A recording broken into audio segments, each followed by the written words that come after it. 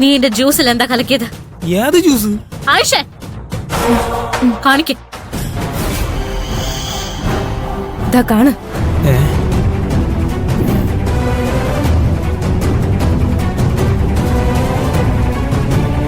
ഇവൻ ഇപ്പ എല്ലാം ഓർമ്മ വന്നിട്ടുണ്ട്. ആ ജ്യൂസ് കുടിച്ചതിന് ശേഷം എനിക്ക് മയക്കം വന്നത്. നീ അതിൽ എന്തോ കലക്കിയെന്ന് എനിക്ക് ഉറപ്പാ. പെണ്ണുങ്ങളെ ചൂഷണം ചെയ്യുന്ന ഇവൻ അതും അതിന്റെ അപ്പുറവും ചെയ്യും. മര്യാദക്ക് നീ എന്താ ചെയ്തെന്ന് പറഞ്ഞോ? നീ ചെയ്ത തെറ്റ് കാരണം എനിക്ക് എന്റെ ജീവിതം നഷ്ടപ്പെട്ടത്. എനിക്കിനി മേലും കീഴും നോക്കാനില്ല. നീ സത്യം പറഞ്ഞില്ലെങ്കിൽ നിന്നെ കൊന്നിട്ട് ജയിലിലേക്ക് പോകാനും ഞാൻ മടിക്കില്ല. പറയടാ.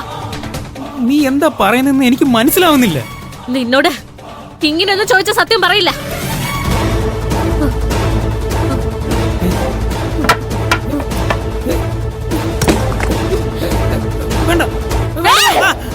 പറയടാ.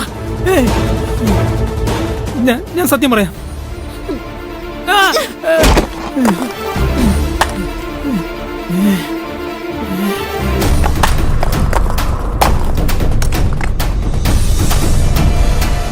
പറയടാ, നീ എന്താ ചെയ്തത്? നിന്നെ ഉപദ്രവിക്കാനുള്ള ഉദ്ദേശമൊന്നും എനിക്കുണ്ടായിരുന്നില്ല. എന്നോട് പറഞ്ഞത് ഞാൻ ചെയ്തേ ഉള്ളൂ. എന്റെ ജ്യൂസിൽ മയക്കുമരുന്ന് ചേർക്കാൻ നിന്നോട് ആരോ പറഞ്ഞേ? അത് പറയാൻ അത് അത് പറയടാ. അത് അത് ഓടി.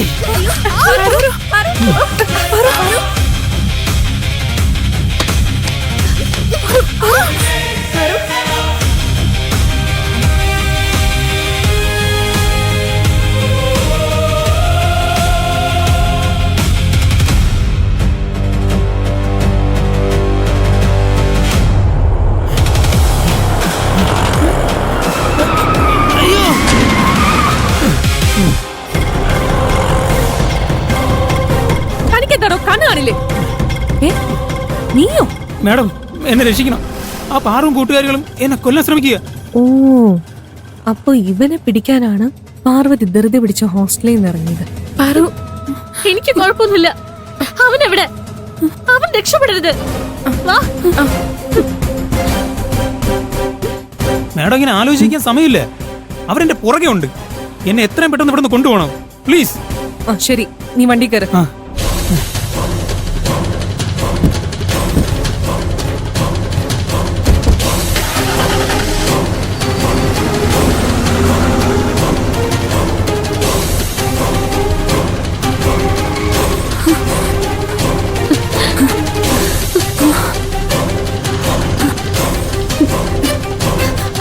രക്ഷപ്പെട്ടു പോയത് അധികം ദൂരേക്കൊന്നും പോയി കണ്ടില്ല.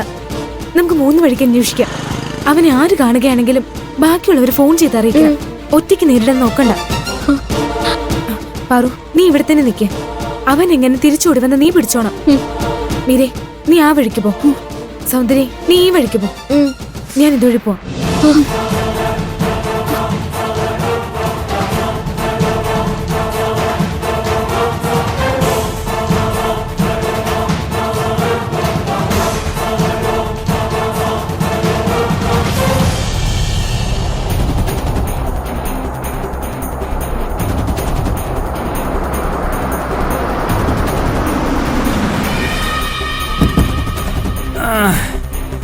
അയ്യോ അമ്മേ.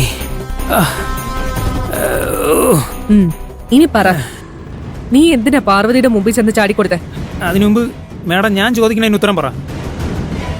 പാറുന്റെ ജ്യൂസിൽ മാഡം എന്താ എന്നോട് കലക്കി കൊടുക്കാൻ പറഞ്ഞേ? എന്താ എന്താ മാഡം ഒന്നും അറിഞ്ഞുകൂടാത്ത പോലെ ഇരിക്കുന്നേ? സിൽവർ ജൂബിലി ഫംഗ്ഷൻ നടക്കുന്ന സമയത്ത് മാഡം പാറുന്റെ ജ്യൂസിൽ കലക്കാൻ എനിക്കൊരു മരുന്ന് തന്നില്ലേ? അതെന്തിനുള്ളതായിരുന്നു? ഞാനാണ് നിനക്ക് ആ മരുന്ന് തന്നെന്നും നീ പാർവതിയോട് പറഞ്ഞോ? ഇല്ല. ഭാഗ്യം, കൃത്യസമയത്ത് അവിടെ എത്തി ഇവനെ രക്ഷപ്പെടുത്തിയത് കൊണ്ട് പാർവതി ഒന്നും അറിഞ്ഞില്ല. ഇല്ലെങ്കിൽ എല്ലാം കൈവിട്ടു പോയേനെ. അല്ല, ഞാൻ എപ്പോഴാ നിന്നോട് പാർവതിക്ക് മരുന്ന് നൽകി കൊടുക്കാൻ പറഞ്ഞത്? മാഡം അല്ല, കരുണാകരൻ സാറാ എന്നോട് അങ്ങനെ ചെയ്യാൻ പറഞ്ഞത്. മേഡം ആവശ്യപ്പെട്ട പ്രകാരം അങ്ങനെ ചെയ്തതെന്ന് അദ്ദേഹം പ്രത്യേകം പറഞ്ഞു. അയാൾ എന്ത് പറഞ്ഞാലും നീ വിശ്വസിക്കോ? അദ്ദേഹത്തെ സംശയിക്കേണ്ട കാര്യം എനിക്കില്ലല്ലോ മേഡം. എന്തായാലും ആറുവിനെ ആ ജ്യൂസ് കുടിച്ചതിന് ശേഷം കാര്യമായി എന്തോ സംഭവിച്ചിട്ടുണ്ട്. അവക്ക് ആ ജ്യൂസ് കൊടുക്കാൻ പ്ലാൻ ചെയ്തവരെല്ലാം അവള് പകയോടെ തിരയുന്നുണ്ട്. എന്നെ അവള് ഒരു മനുഷ്യത്വമില്ലാതാ തല്ലിയത്. കുറച്ചുകൂടെ കഴിഞ്ഞെങ്കിൽ അവൾ എന്നെ ഉറപ്പായിട്ടും കൊന്നേനെ. സത്യം അറിയാൻ വേണ്ടി പാർവതി കൊല്ലാൻ പോലും മടിക്കാത്ത അവസ്ഥയിൽ എത്തിയിട്ടുണ്ട്. ഞാനാണ് ഇതിന് പിന്നിലെന്ന് അവൾ അറിഞ്ഞ എങ്ങനെ പ്രതികരിക്കുമെന്ന് ഓർക്കുമ്പോ തന്നെ പേടിയാവുക. നിന്നെ പാർവതി എങ്ങനെയാ കണ്ടുപിടിച്ചത്? അവളും കൂട്ടുകാരികളും ചേർന്ന് കൃത്യമായി പ്ലാൻ ചെയ്തിട്ടാ എന്നെ കുടിക്കിയത്. എന്ത് പ്ലാൻ? ആ സൗന്ദര്യ ജോലി വേണമെന്ന് പറഞ്ഞ് വേറൊരു നമ്പറിൽ നിന്ന് എന്നെ വിളിച്ച് ജോലി കിട്ടാൻ വേണ്ടി എന്തും ചെയ്യാമെന്ന് അവൾ കുറേ കെഞ്ചി പറഞ്ഞു. ഞാനതിൽ വീണുപോയി മാഡം. ഛേ, എത്ര പണി കിട്ടിയാലും നീ ഒന്നും നന്നാവില്ല അല്ലേ? ഇങ്ങനെ പോയാ പാർവതിയല്ല നാട്ടുകാർ തന്നെ നിന്നെ തല്ലിക്കൊല്ലും. എപ്പോഴും എന്നെ പോലെ ആരെങ്കിലും വന്ന് രക്ഷിക്കുമെന്ന് നീ കരുതണ്ട. ഇനി ഇങ്ങനെയൊന്നും നടക്കാതെ ഞാൻ നോക്കിക്കോളാം മാഡം. പക്ഷേ ഇപ്പോൾ ഉള്ള പ്രശ്നത്തിൽ നിന്ന് എങ്ങനെ രക്ഷപ്പെടും മാഡം? പാറുവിന്റെ മുന്നിൽ ചെന്ന് വിട്ട അവളെന്നെ കൊല്ലും. തൽക്കാലം നീ ഈ സിറ്റി വിട്ട് പോയിക്കോ. ഒരു 6 മാസം കഴിഞ്ഞിട്ട് തിരിച്ചു വന്നാ മതി. അപ്പോഴേക്കും കാര്യങ്ങളെല്ലാം ഒന്ന് തണുത്ത് കാണും. അതുവരെ ഞാനെങ്ങനെ ജീവിക്കും? അതിനു വേണ്ട ക്യാഷ് ഞാൻ ആരെക്കൊണ്ടെങ്കിലും നിന്റെ അക്കൗണ്ടിലേക്ക് ഇട്ടുതരാം. ആ, നീ നിന്റെ മൊബൈൽ സ്വിച്ച് ഓഫ് ചെയ്ത് വെക്കണം. എന്തെങ്കിലും എമർജൻസി ഉണ്ടാവുകയാണെങ്കിൽ കരുണാകരനെ കോൺടാക്ട് ചെയ്താൽ മതി. നീ എന്നെ ഒരു കാരണവശാലും വിളിക്കരുത്. ശരി മാഡം. ഉം. ആ മാഡം, ഉം. എന്നാലും ആ ജ്യൂസ് കുടിച്ചിട്ട് പാറുവിന് എന്താ സംഭവിച്ചത്? അവളുടെ ജീവിതം തന്നെ നശിച്ചെന്നാ അവള് പറഞ്ഞത്. അവൾക്ക് എന്താ മാഡം സംഭവിച്ചത്? ഓ, ഒന്നും സംഭവിച്ചിട്ടില്ല. ഒന്നും സംഭവിക്കാതാണോ അവൾ എന്നെ കൊല്ലാൻ വന്നത്? ഈയടി മേഡത്തിന് കൊണ്ടാലേ എന്റെ അവസ്ഥ മേഡത്തിന് മനസ്സിലാവും.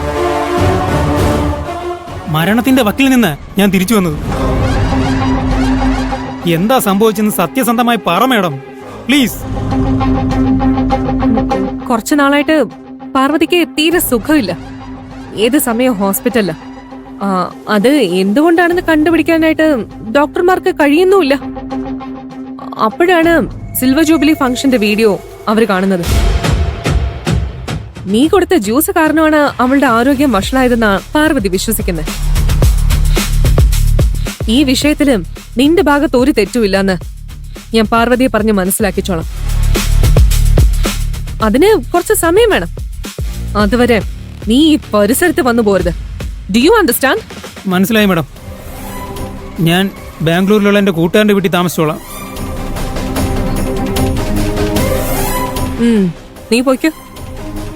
എനിക്ക് തീരെ വയ്യ മാഡം. ആ ബസ് സ്റ്റാൻഡ് വരെ ഒന്ന് കൊണ്ടുവിടാവോ? ശരി, വാ.